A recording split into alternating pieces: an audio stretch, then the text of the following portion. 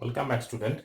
Now, today we'll discuss on the strengthening mechanism of materials. Now, in the previous lecture video, we already discussed that uh, there are some crystal defect. That crystal defect may be point defect, line defect, surface defect. Like in point defect, we will discuss on interstitial defect, substitutional defect, Frankel defect, Schottky defect, okay.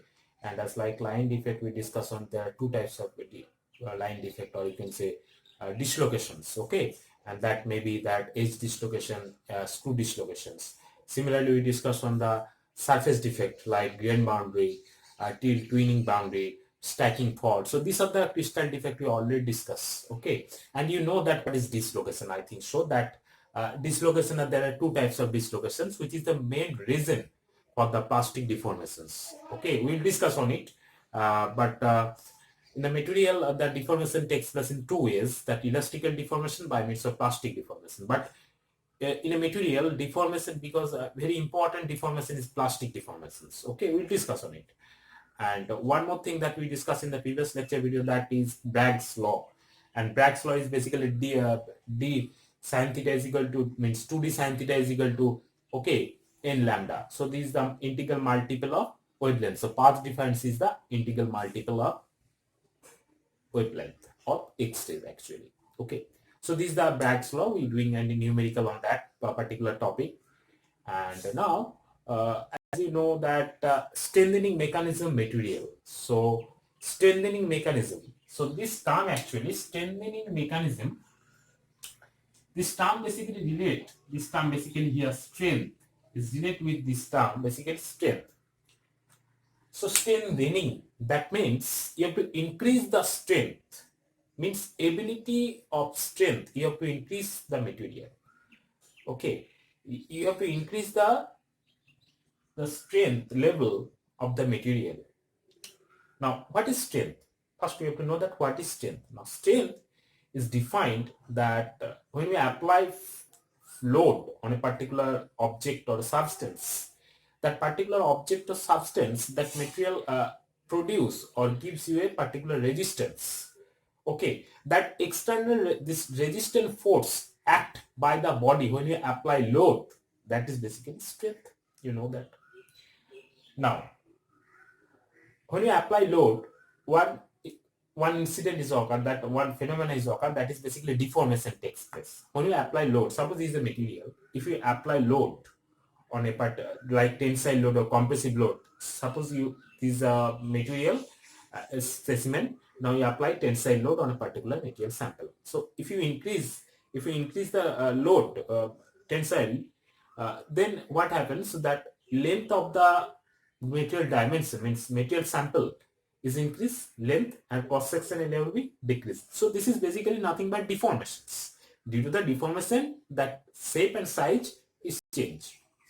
Now, what is the main cause of that particular reason to change its shape as well as size?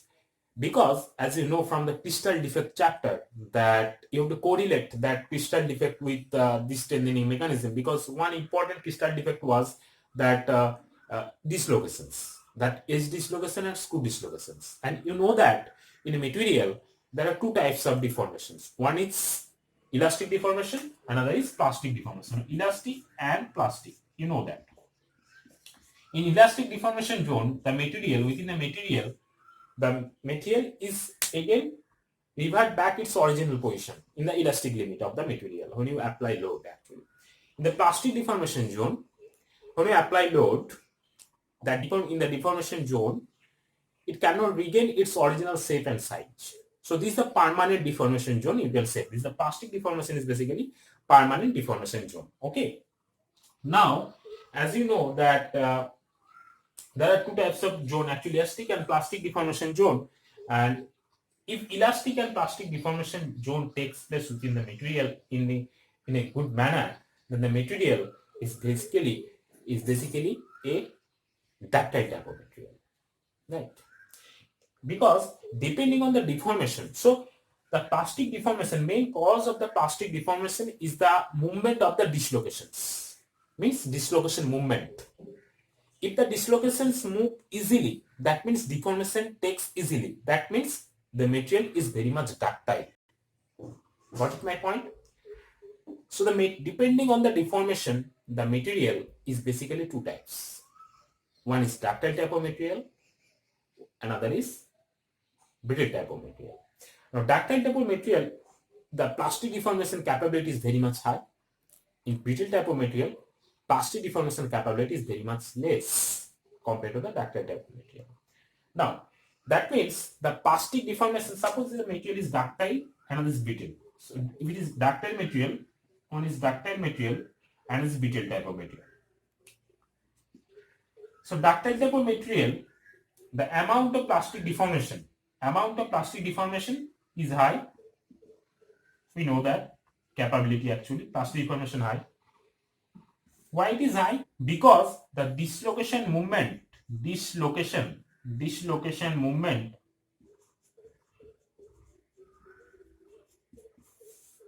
high. So if the dislocations movement is very much high, that means it can easily move the dislocations. It can easily the movement of dislocations. That's why it is give the material the plastic deformations in high quantity or high value. That means it's a ductile type of material. Now that means if the plastic deformation increase, if it is a ductile material, so obviously ductility value is high and strain value is less. You know that. Now in case of brittle material, the dislocation movement is not easily moved. Dislocation is not easily moved throughout the material. Okay. Now in the dislocation movement, the plastic deformation takes place is very less in quantity. That's why the material is called brittle material. And due to this, in the brittle material, if the resistance occurs for the dislocation movement, that means it is not easily moved in the dislocation movement. That means plastic deformation is very much resist. Okay, so this is the main cause of the dislocation movement. Now, strengthening mechanism suggests that the ability of metal to deform plastically, depending on the ability of dislocation to move. So that ability of a metal, the strengthening mechanism indicate that ability of a metal to deform plastically, and it's depend on the ability of dislocation to move. Okay, you know that the plastic deformation occurs due to the movement of dislocations. If we increase the resistance power for the movement of dislocation, then the strength of the material is also increased, because the plastic deformation is not move easily. So by reducing the dislocation movement, we can change or we can increase the mechanical strength that we can improve. So this is the main fundamental thing that we can for strengthening mechanism. So main objective is that to improve the strength, to improve the mechanical strength of the material. How we do this? To resist the dislocation movement. Okay, to resist the dislocation movement. What is dislocation? This is basically one type of crystal defect, or you can say this is a line defect. Two types of defect are there: edge dislocation and screw dislocations. If the extra half plane moves toward the crystal material, to the crystal lattice, then the extra half plane is moved towards the perpendicular to the material, so crystal surface. That is called edge dislocations, and one type of screw dislocations. So if you increase the resistance power, the dislocation movement, then, or you can say that by reducing the dislocation movement, the mechanical strength can be improved. So that's way, actually in this way, we can improve the mechanical strength of the material, which is very important context in the material. And we can do this by some mechanisms. means we can we can reduce the dislocation movement for the improvement of mechanical strength by this mechanism. So first is basically solid solution strengthening mechanism, grain size refinement, strain hardening, and precipitation hardening. So these are the four mechanisms, important mechanisms to actually to use to improve the mechanical strength. Okay, in the subsequent lecture video, we'll discuss on this one by one. Okay.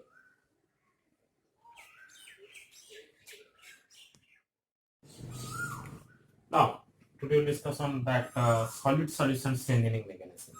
We already told that basically that strengthening mechanism, basically there are four ways that we can make the material can strengthen. So first one was that solid solution strengthening. Second was that grain refinement or grain size refinement. Okay, and third one strain hardening, and fourth one was precipitation hardening. So there's the four ways that we can improve the material strength. Now, when you discuss the solid solution strengthening mechanism, that means that there are some solution, that there are some that words that indicate basically solid solution strengthening mechanism, means strengthening mechanism is done by solid solution. Okay, now you know that what is solid solutions, I think so, because solid solution is nothing, is a mixture of like solute atom and solvent atom. Okay, but you have to know that also, you have to know that there are some solubility limit at that particular limit of solute in solvent atoms, because there are some limit, because solutions can form when the solute atom dissolve in the solvent atom. Okay, but there is a particular limit, that limit basically gives you the that solute atom, so that the totally particularly dissolve in the solvent atom.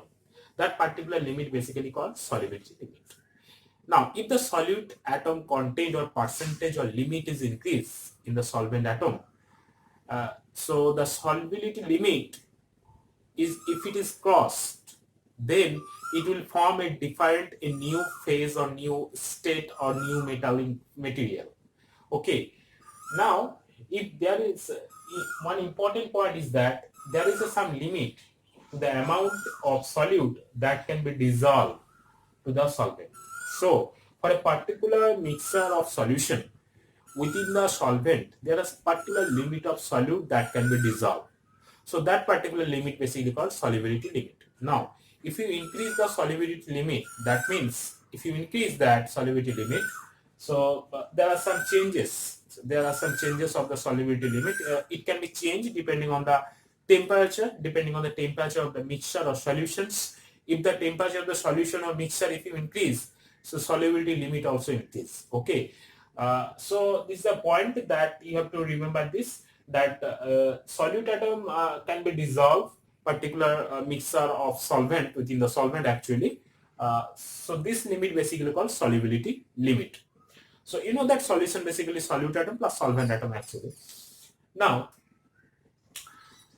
solid solution strengthening mechanism, that means, and I think so one more important point is that pure element, means pure crystal or pure element or alloy element or alloy steel or something, that alloy material or alloy and pure material. So pure material is some material is basically where the material component is basically in one single component or phase. That means basically pure component are there.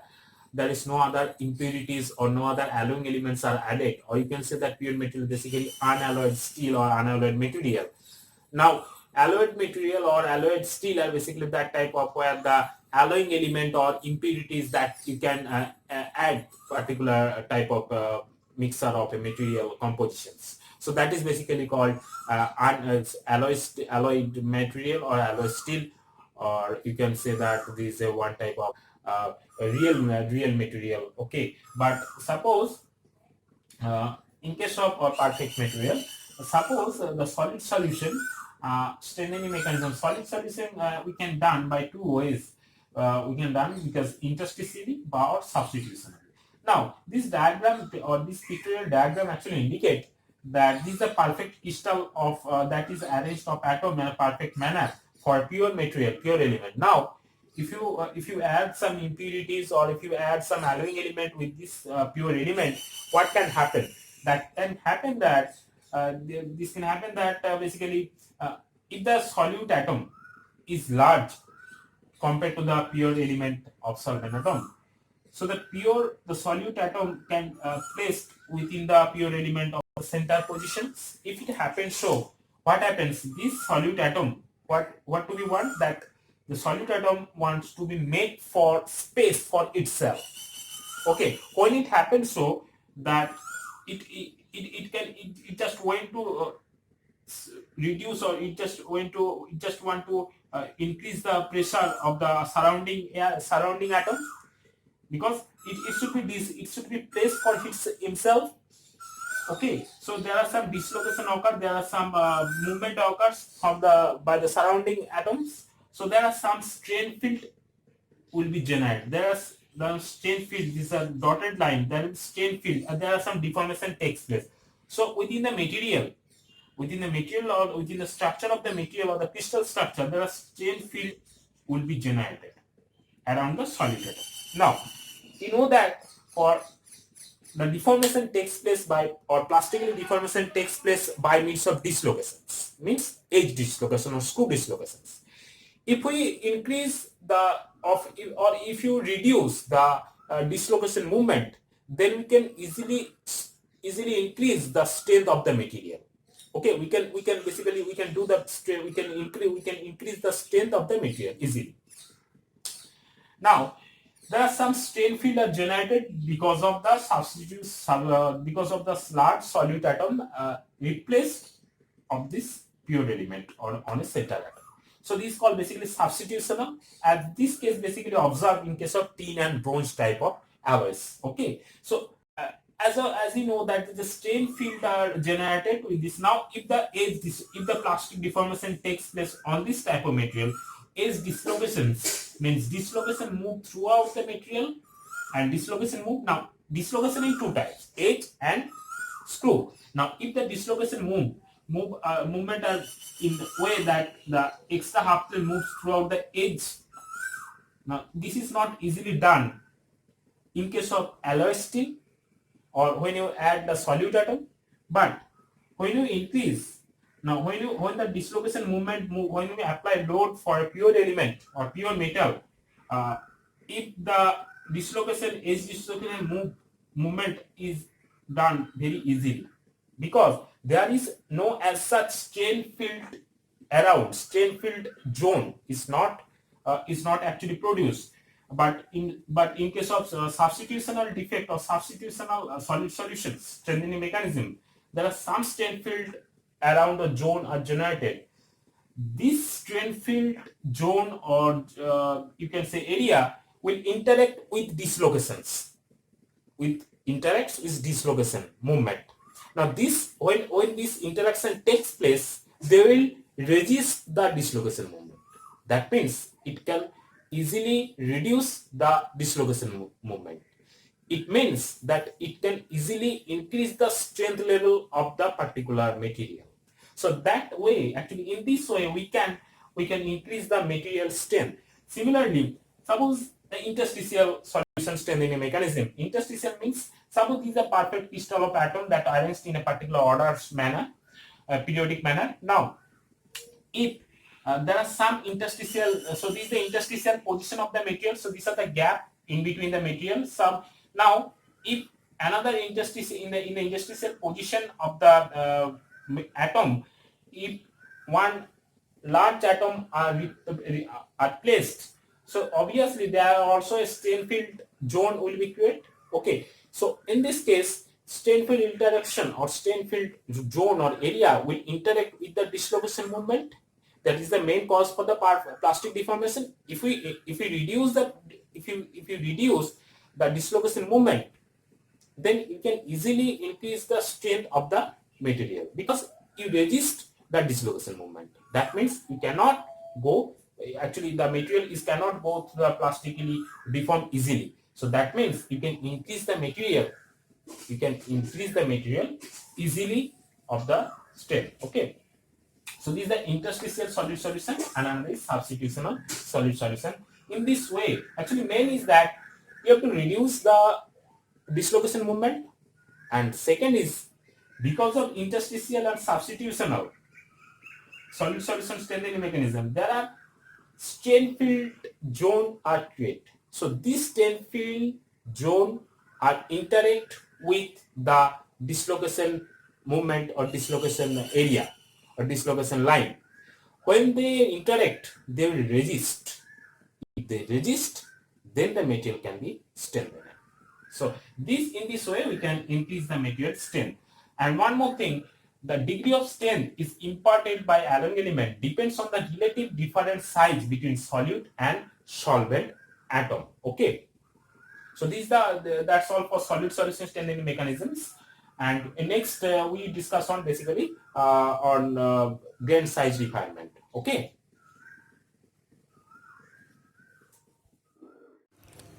Now, this is the second strengthening mechanism, that is basically strain hardening. And first was we'll discuss on solid solution strengthening mechanism. Second was strain hardening. Now, strain hardening is one type of strengthening mechanism of materials, as you know. But what is strain hardening? Now, as the name suggests, the strain and hardening. Now, the strain hardening is basically due to the straining of the material or due to the deformation of the material. Okay, the hardening process of the actually hardening process takes place, means the strengthening of the material takes place, the hardness and strength also increase.